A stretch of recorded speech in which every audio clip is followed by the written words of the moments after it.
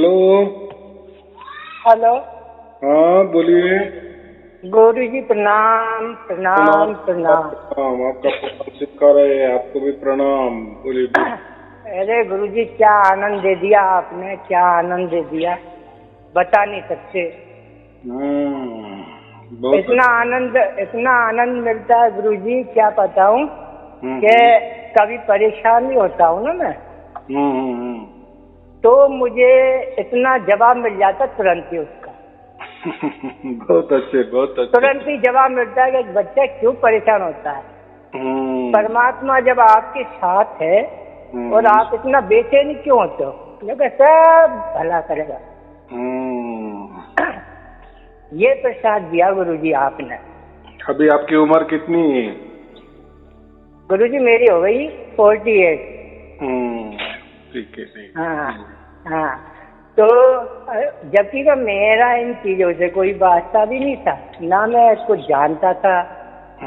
लेकिन जो ये आपके वीडियो 600-700 सारे देख डाले, लेकिन एक दो वीडियो ही सुने, बस सब कुछ मेरे को प्रभावित हो गया। बहुत अच्छे बहुत अच्छे। और हमारा परिवार तो शायद सभी सुनते हैं, और इससे पहले भी मैं आपसे बात कर चुका हूँ। अरे वाह। हाँ हाँ हाँ। तो मेरे बच्चे वगैरह सब सुनते हैं, और हमारे बड़े भाई को तो है, और उनसे छोटे भाई है उनको भी प्रकट हो गई, हमारी भतीजी है उनको भी प्रकट हो गई है, मुझे भी प्रकट हो गई है। बाप रे बाप रे बाप रे।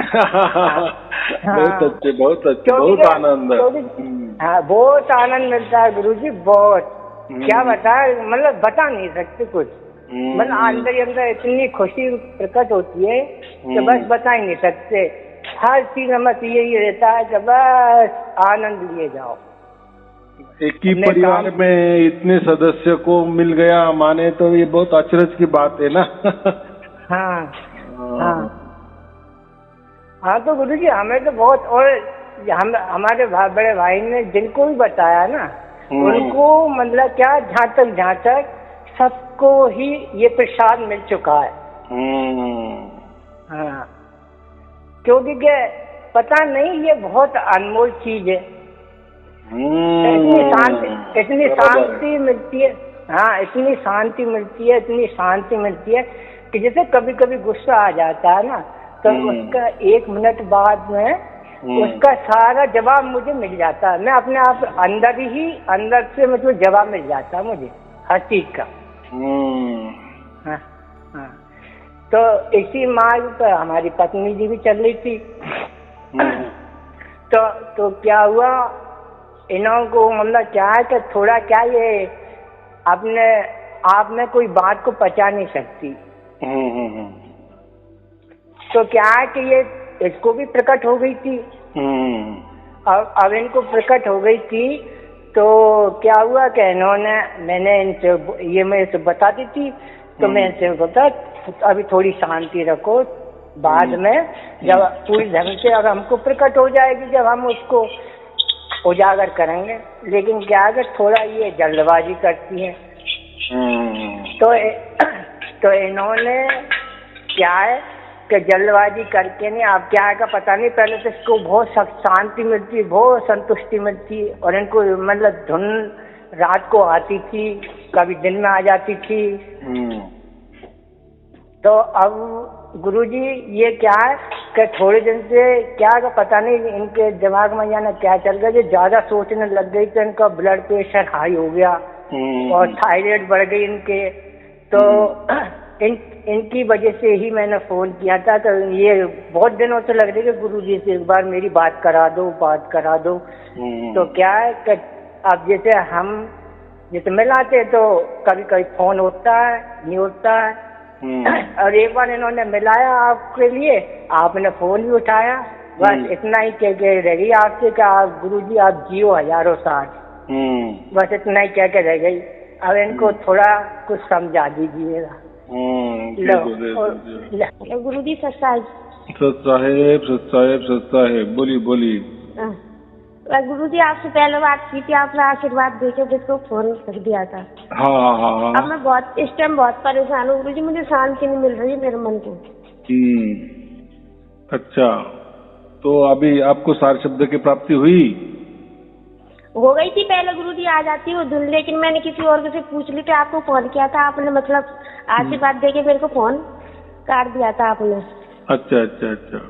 आपने पूरी बात मुझसे ठीक प्रकार से करी नहीं थी, तो मैंने हमारे संबंधी है उनसे बात की थी, मैंने कि कैसी होती है धुन, तो उनने बताया कि ऐसी होती है ये झिंगुर किसी आवाज आती है। तो मैं उस धुन की आपके सारे वीडियो मैंने सुन लिए थे, लेकिन गुरुजी मुझे शांति नहीं मिल रही मेरे मन को। अभी देखो वो जो धुन है ना, वो तो कोई हमारा हाथों का खेला नहीं है, बराबर, वो तो परमात्मा के हाथ में है। वो तो एक प्रकार का हम उसको गुरु प्रसाद कहते हैं, जैसा प्रसाद मिल जाता है उतना ले लेना, बराबर, हमारी झोली आगे ही रखना, तो ये बात है ना। और ऐसा है ना कि लोग क्या करते हैं कि मुझे सार शब्द प्राप्त हुआ ना तो बस अभी मेरा सब बेड़ा पार होना चाहिए क्षण में, ऐसा भी नहीं होता ना। जैसे हम बीमार पड़ते हैं तो डॉक्टर के पास जाते हैं, फिर डॉक्टर उसका इलाज करता है, दवाई देता है, कोई 10-15 दिन गोलियां का कोर्स होता है, उसके बाद हो जाता है ना। ऐसा तुरंत नहीं होता, क्योंकि ऐसा है ना कि हमने लाखों बरस हम मैले हो चुके हैं, हमारी आत्मा मैली हो चुकी है, तो अभी परमात्मा आना शुरू हो गया या आपके परिवार में आना अभी शुरू हो गया। तो ऐसा है कि ऐसा समझो कि हम शुद्ध पवित्र वो हमें बना रहा है, जो शुद्ध पवित्र बन गए उनके लिए 24 घंटा हो गए, बराबर। लेकिन ऐसा भी नहीं कि वो उनको भी कुछ होगा ही नहीं, ऐसा नहीं है। देखो हम तो प्रकृति में रह रहे, माने जिंदा है, माने क्या है, प्रारब्ध चल रहा है हमारा, और प्रारब्ध क्या होता है, वो पुरानी जो हमारे जन्म हुए ना उसका वो निचोड़ होता है। तो पुराने जन्म में हमने क्या क्या किए पहले जन्म में, तो उसके ही अनुसार हमें ये प्रारब्ध हमारा चलता है। तो घटना तो अब भी हो गई ना, सारा शब्द अब भी मिल गया ना, और मिला तो तुरंत तो सब कुछ नहीं होगा ना। जैसा बच्चा भी जन्म लेता है तो हम बोलेंगे कि अभी जन्म लिया तो वो तो चलना चाहिए, बोलना चाहिए, सब कुछ करना चाहिए, ऐसा नहीं होता ना। तो सबके लिए थोड़ा टाइम लगता है कि नहीं, तो ऐसा ही मैं कह रहा हूँ। अभी देखो आपके परिवार के अंदर तो सब ये तो कैसा है, उसमें हम कुछ जोर जबरदस्ती नहीं कर सकते, या ऐसा मन में कभी नहीं लाना कि परमात्मा की हमारे ऊपर कृपा दृष्टि कम हो गई है या परमात्मा हमें नाराज है, ऐसी कुछ बात नहीं होती, बराबर। जैसा घर में पानी का नल आता है ना, नगर परिषद का, पंचायत का समझो, या महानगर पालिका जो भी आपके गांव में हो, तो वो पानी तो बराबर आता है, लेकिन हो सकता है कभी कभी पानी गिरने में रुकावट हो सकती है, हो सकता है हमारा नल खराब हुआ होगा हो, बराबर, या कोई कचरा अटक गया हुआ हो, तो पानी तो बराबर छोड़ रही है, वहां से पानी टंकी से पानी बराबर आ रहा है, लेकिन कुछ हमारे नल के वजह से, यानी नल में कुछ तो भी कचरा अटक गया, इसकी वजह से वो पानी कम आ रहा है। लेकिन ऐसा ही परमात्मा का जो भी एक बार हमें वो स्पर्श करता है ना, तो उसको 24 घंटा ही वो हमारे साथ में आता है। लेकिन हमको ऐसा लगता है कुछ टाइम आया था अभी नहीं आ रहा है, तो ऐसा नहीं है। मैंने कहा ना, टंकी का पानी तो छोड़ ही दिया है, वो गलती हमारी है, हमारी नल की है, हमारे नल के अंदर कचरा अटक गया है या वाल में कचरा अटक गया है, वो साफ करो, बराबर पानी आ जाएगा। वैसा ही तो हम बोलो अंदर ही अंदर इतना रोती हूँ मैं बहुत ज्यादा, मेरे मन को बिल्कुल भी शांति नहीं है, और घर में ऐसी बेचैनी रहती, मेरे कोई काम करने का मन नहीं करता है, और बहुत परेशान हूँ इस टाइम। होगा सब कुछ अच्छा हो जाएगा। परमात्मा सब आपके परिवार के ऊपर काम कर रहा है, ऐसा समझो आपके ऊपर भी काम हो रहा है, तो धीरज तो रखना ही पड़ेगा कि नहीं, थोड़ा क्या बोले, थोड़ा सहन करना ही पड़ेगा कि नहीं। अभी देखो इतना बड़ा परमात्मा हमारे घर आ गया है, सबके अंदर उतरा है, किसी का 24 घंटा हुआ तो किसी को थोड़ा समय के लिए आया, तो ये जो उसने अगर आपके परिवार का चुनाव किए है, माने कुछ तो भी आपके परिवार का कुछ आपके परिवार ने किसी का भला किया होगा कि नहीं पहले जन्म में, तो ऐसा ही समझ समझ कर चलना, इसलिए तो आपके अंदर परमात्मा प्रकट हो रहा है ना।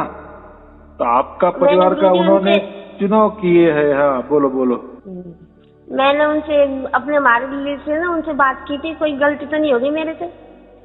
नहीं, ये देखो, प्रकृति में मंत्र जापे तो कोई गलती हो सकती है, बराबर। भक्ति में कोई गलती हो सकती है, योग में कोई गलती हो सकती है, मंत्र जाप में, अजापा में, श्वासों में, ये सब गलतियां हो सकती, क्योंकि ये प्रकृति बात है और गलतियां प्रकृति में ही होती है और प्रकृति में ही समझ में आती है। लेकिन परमात्मा प्रकृति के परे है, ये गलतियों के परे है। तो हमारे यहाँ कुछ गलती परमात्मा को नहीं समझ में आती, बराबर। परमात्मा वो कोई गलती बिलती नहीं देखता। परमात्मा सिर्फ प्रेम जानता है और दूसरों के ऊपर भी प्रेम करना ही जानता है। वो कोई नाराज होने वाली बात नहीं, वो कोई प्रकृति नहीं है कि क्षण भर के लिए खुशी हो गई और क्षण भर के लिए दुख आ गया, सुख आ गया, दुख आ गया, अच्छा हो गया, बुरा हो गया, ये प्रकृति में चलता है। परमात्मा के लिए तो हर दिन, हर वक्त, हर पल बस प्रेम ही प्रेम है, प्रेम ही प्रेम है, आनंद ही आनंद है। आनंद का नाम ही तो परमात्मा है ना, बराबर कि नहीं। हम आत्मा को जैसे हम आनंद चाहते हैं, वैसा परमात्मा तो परम आनंद है ना। हाँ, तो फिर वो कैसा होगा? तो परमात्मा सिर्फ आनंद ही देता है या प्रेम ही बटोरता है, बराबर। वो अपने बच्चों के साथ क्यों गिला शिकवा करेगा, बराबर कि नहीं। वो उसके तो बच्चे है ना, तो वो कभी द्वेषपूर्ण भाव से उसके अंदर ऐसा समझो उसका गुण वो नहीं है, बराबर। ये जो प्रकृति वाले गुण है ना, उसमें वो नहीं होते। उसके अंदर सिर्फ यही गुण होते, प्रेम वाले गुण, आनंद वाले गुण, शांति वाले गुण, पवित्रता वाले गुण, ज्ञान वाले गुण, ये जो है ना मुख्य रूप से बस यही होते हैं, बाकी नहीं होते, बराबर। तो इसमें कभी ये नहीं जाना, परमात्मा सिर्फ और सिर्फ और सिर्फ प्रेम करना जानता है, आनंद देने वाला होता है, यही हमें जानना है, बराबर। तो ये हमारी बुद्धि है। हम ऐसे प्रकृति में रहते ना, तो हमको ऐसा लगता है कि नाराज हो गए। परमात्मा क्यों नाराज हो गया अपने बच्चों के ऊपर, बराबर कि नहीं। अगर नाराज होना ही था तो पहला क्यों आया, क्यों प्रकट हो गया, पहला क्यों चुनाव किए। फिर ये प्रकृति में हो सकता है ना, कोई विश्वास दिखाता है, बाद में विश्वासघात भी कर देता है। कभी हमसे प्रेम करता है और बाद में झगड़ा भी कर देता है, बराबर। कोई कुटुंब में होता है ना, कोई परिवार में तो बहुत बरस से चलती है, अच्छा प्रेम रहता है, बाद में कुछ तो भी गिला शिकवा हो जाता है और दोनों में झगड़ा हो जाता है और बोलते नहीं एक दूसरे से, दुश्मन हो जाते हैं। तो ये प्रकृति में होता है। परमात्मा के लिए दुश्मनी की बात ही नहीं है, बराबर। परमात्मा ना किसी से डरता है, ना किसी से डराता है, क्योंकि वो स्वयंभू है ना, स्वयं विचार करने वाला है। उसको कोई किसी के विचार उसके अंदर उतरने वाले नहीं, क्योंकि वो स्वयंभू है, सर्वज्ञानी है। उसके अंदर सब ज्ञान खचाखच भरा है, उसको कोई ज्ञान देने की जरूरत नहीं है और वो किसी को ज्ञान भी नहीं देता, बराबर। देता है तो सबका अच्छा ही देगा और सच्चा अच्छा ही ज्ञान देगा, बुरा ज्ञान उसके पास नहीं। क्यों? वो स्वयंभू है ना, उसकी निर्मित ही आनंद में हुई है, सुख में हुई है। तो उसको ये बाकी बातें मालूम नहीं। ये प्रकृति में होता है। प्रकृति में अच्छा भी होता है, बुरा भी होता है, पाप भी होता है, पुण्य भी होता है, दिन भी होती है, रात भी होती है, श्वास लेना भी पड़ता है, छोड़ना भी पड़ता है। तो ये जो बात है ना, ये प्रकृति में होती है। उसके लिए नहीं, वो अद्वैत है, बस उसके पास एक ही और एक ही है, बराबर। प्रकृति में दो है, तीन है, यानी ऐसा समझो एक नहीं है, एक से आने का ही है, बराबर। तो ये बात होती है। लो, इनसे बात कर लो। गुरुजी, हाँ बोलो। बस ऐसी है, बस ऐसी आशीर्वाद बनाए रखना गुरुजी, बस। हाँ, सबके ऊपर अपनी छत्र छाया बनाए रखना गुरुजी, बस। हाँ। और कुछ नहीं, एक जीवन में रखा ही क्या है, बस सबको आशीर्वाद आशीर्वाद ऐसे ही सबको प्रदान करो गुरुजी। हाँ क्योंकि ये तो खैर मालूम चल चुका है क्या आपके वीडियो बहुत मतलब तो करोड़ों में फैल चुके हैं। ये बात तो बिल्कुल सही है। और हम तो अपने आप को खुशकिस्मत समझते हैं गुरुजी कि हमें घर बैठे ही सब कुछ मिल गया, हमें इधर उधर भटकना ही नहीं पड़ा। देखो ये तो है ना, ये तो परमात्मा का वचन था ना। कबीर साहब ने क्या कहा, मैं विषम विषा के बाद में विषम विषा में सबके घर घर जाऊंगा और परमात्मा का लखाव करूंगा, सार शब्द का लखाव करूंगा, जगदीश का लखाव करूंगा और सब जगदीश का राज होगा। जगदीश का राज माने परमात्मा का राज, ना साई अरुण जी का राज, ना किसी गुरु का राज, ना किसी धर्म का राज, ना किसी पंथ का राज, ना किसी देश का राज। तो परमात्मा का ही राज सब कुछ चलता है विषम विषा में। इसलिए तो आपने तो मुझे देखा ही नहीं या मैंने आपको देखा नहीं, आप कहा रहते हो कुछ उसकी कुछ जरूरत नहीं है क्योंकि परमात्मा के सब बच्चे हैं। तो परमात्मा खुद उसके परम धाम से निकलते आपके घर आया ना, आप उसके परम धाम में नहीं गए क्योंकि वो हमारा बाप है ना, उसका कर्तव्य है, वो हमारे पास आता है, हमारे घर में आता है। इसलिए घर में लाखों करोड़ों लोगों को मिल रहा है ना, वो तो उसकी लीला है और उसका वचन है, उसका वचन है, उसको उसने बराबर उसका वचन निभाया बराबर। तो हमको तो नहीं मिलने वाला, नहीं तो हम किसी मंत्र के पीछे पड़े थे, किसी गुरु के पीछे पड़े थे, किसी धर्म के पीछे, किसी पंथ के पड़े थे, किसी विचारों में खो गए थे, किसी कल्पना में खो गए थे, बराबर कि नहीं, कोई बंधनों में खो गए थे। क्या है हमारा तो कोई, क्योंकि हम हमारी ओर से परमात्मा की ओर चले थे ना। हाँ लेकिन कबीर साहब ने क्या बोला, तुम मेरे पास आने की कोई जरूरत नहीं, बराबर। मैं ही तुम्हारे पास आने वाला हूँ, धीरज रखो, श्रद्धा सबूरी। तो वो उसके वचन को जागा ना, बराबर आ रहा है ना, सबके अंदर उतर रहा है ना। उसके लिए आपने क्या किया?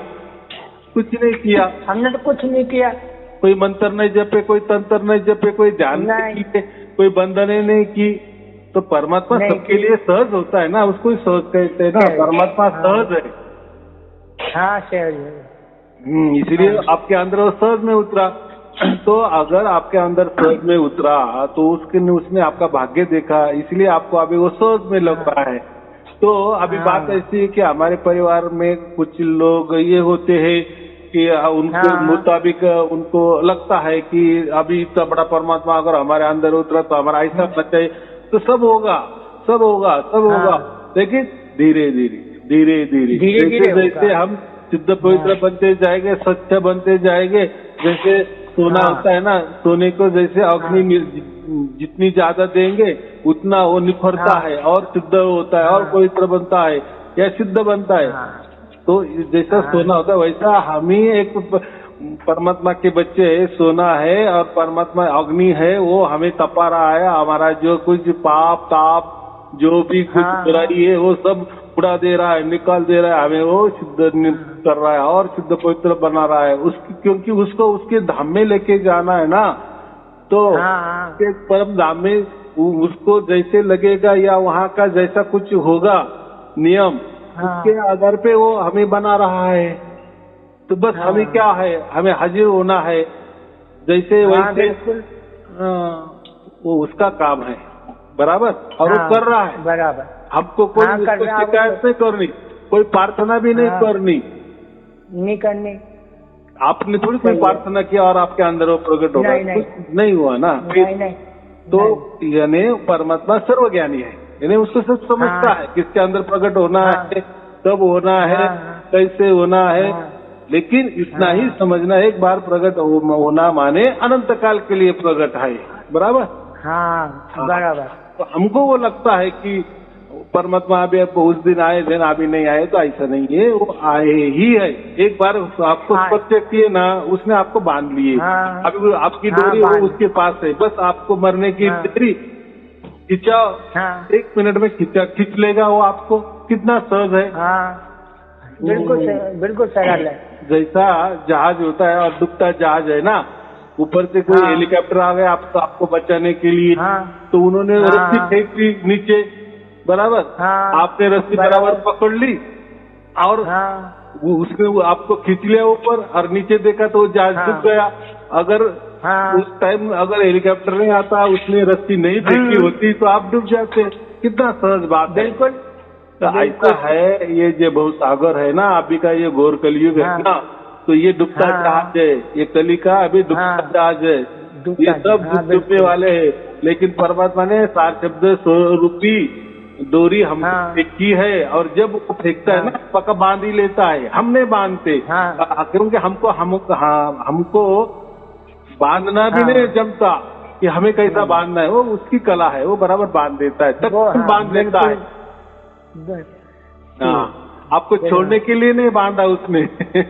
हाँ, बिल्कुल सही है गुरु जी। अनंत काल के लिए उसने बांध लिए है, तो आपको चिंता नहीं करना है कि आई नहीं आई, कब आएगी, कुछ घंटे होगी नहीं होगी, सबकी होगी, तो आपको हुई ना हुई उसके ऊपर ध्यान नहीं देना है, वो जोर जबरदस्ती नहीं करना है। मैंने क्या कहा, परमात्मा की ओर से 24 घंटा चालू है, लेकिन आपके समझ में नहीं आ रही है तो वो भी आती रहेगी, आपके समझ में आएगी बराबर, और भी 24 घंटा हो जाएगी। बस चलो, आपको और आपके परिवार के लिए शुभ। नहीं गुरुजी, मेरे को तो जब से स्टार्ट हुई है ना, जब से तो मेरे को तो बराबर आती है, मैं काम करता रहता हूँ, जब भी सुनता रहता हूँ और सोता। जैसे आप कहते हो ना कि ये हमारा कानों का कोई विषय नहीं है, वास्तव में कानों का कोई विषय नहीं है। मैं यही नहीं समझ पाता हूँ कि मेरे मस्तिष्क में आवाज आ कहाँ से रही है, ये नहीं समझ पाता हूँ। हाँ, ये तो 7 शब्द की विशेषता होती है ना। अब कानों का विषय होती, नहीं होता है, कानों का विषय होता तो आप कान दबाओ तो भी वो चालू रहती है, उसमें कोई असर नहीं पड़ता। जैसे अपन सोते हैं ना, जैसे अपन सोते हैं कान दब जाता है ना, तो वो तो मस्तिष्क में बहुत तेज होती है, जो मेरे को तो हटाना पड़ता है कान। हाँ, तो जब हम रात को सोने में जाते हैं ना, उस टाइम वो शुरू हो जाती है, तो देखो कितना आवाज होता है उसका, बराबर कि नहीं? तेज आवाज होता है। बाद में तो प्रकृति हमें वो नींद में खींच लेती है, वो तो प्रकृति है ना, वो तो लेगी, क्योंकि रहना है, जिंदा रहना है। अगर हम सोए नहीं, अगर उसने हमको नींद में नहीं खींचा तो फिर तो हम जिंदा कैसे रहेंगे, दूसरे दिन कैसे रहेंगे, काम कैसे करेंगे? तो ताजा तरोताजा के लिए वो नींद हमें आती ही है, लेकिन ये 7 शब्द वाली ध्वनि चालू ही रहती है, बराबर। वो तो चालू रहती है, बराबर चालू रहती है। मैं सुबह उठता हूँ तो उसी के सहारे उठता हूँ, और सोता हूँ उसके सहारे सोता हूँ। बस, बहुत अच्छे, यही होना है बस। हाँ, और वो उसकी ओर से हो रही है, वो कोई आपके कहने से या आपके कोई प्रयत्न से या आपके कोई ध्यान देने से वो नहीं, हो उसका काम कर रहा है। देखो, परमात्मा उसका काम कर रहा है, इसलिए मैं क्या बोल रहा हूँ, परमात्मा आपके ऊपर काम कर रहा है, या परमात्मा के नजर निगरानी में आप हो, 24 घंटे हो, आपका परिवार भी उसके नजर निगरानी में।